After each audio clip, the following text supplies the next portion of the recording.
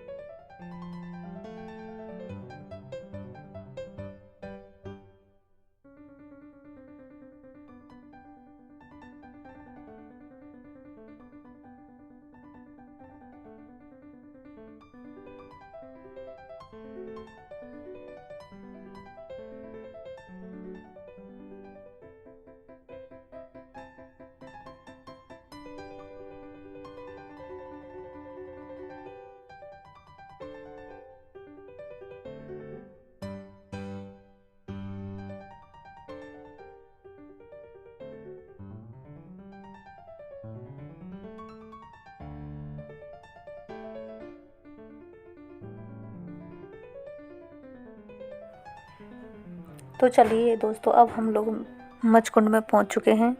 यहाँ पर अंदर प्रवेश करते ही सबसे पहले महर्षि वाल्मीकि जी का मंदिर है, उनकी प्रतिमा लगी हुई है यहाँ पर।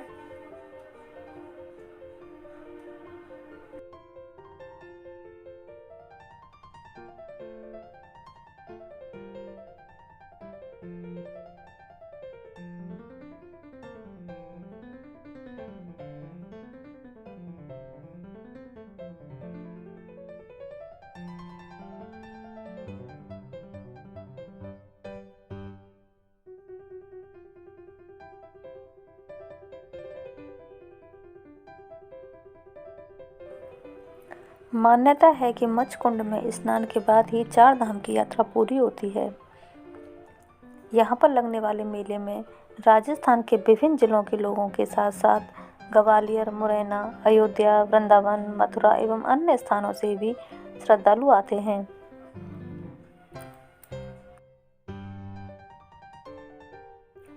यहाँ भी साधु संत शाही स्नान करते हैं और उसके बाद मेले का आगाज होता है। यह मेला गणेश चतुर्थी के अगले दिन ऋषि पंचमी और छठ को आयोजित होता है। इस दौरान यहाँ बड़ी संख्या में श्रद्धालु संत बैंड बाजों के साथ पहुँचते हैं। मान्यता है कि मच्छकुंड सरोवर में देव छठ वाले दिन स्नान करने वालों को पुण्य लाभ मिलता है।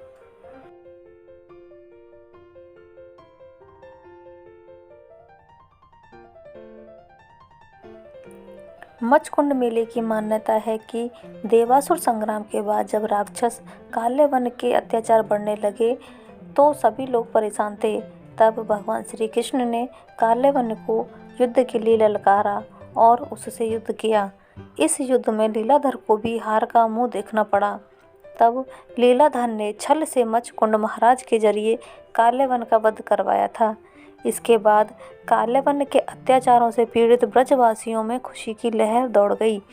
इसके बाद से ही आज तक मच्छकुंड महाराज की तपोभूमि देव छठ के मौके पर स्नान पर्व आयोजित होता है।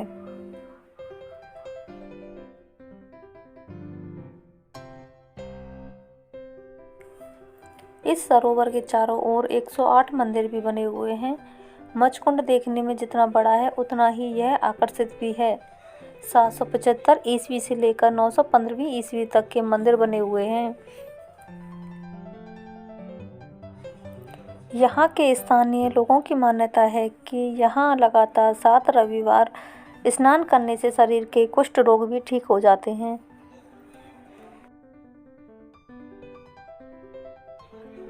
इस सरोवर के चारों ओर घाट बने हुए हैं, जहाँ पर बैठ के आप स्नान वगैरह कर सकते हैं।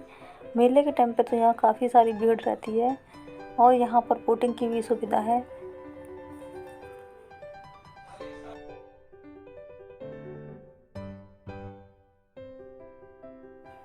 कहा जाता है कि उस समय पर यह एक यज्ञ कुंड था, लेकिन बाद में यह एक सरोवर बना दिया गया। यह महाराज मच्छकुंड की तपोभूमि थी। यह जगह काफ़ी सुंदर और आकर्षित तो है ही, बल्कि एक तीर्थ स्थल भी है।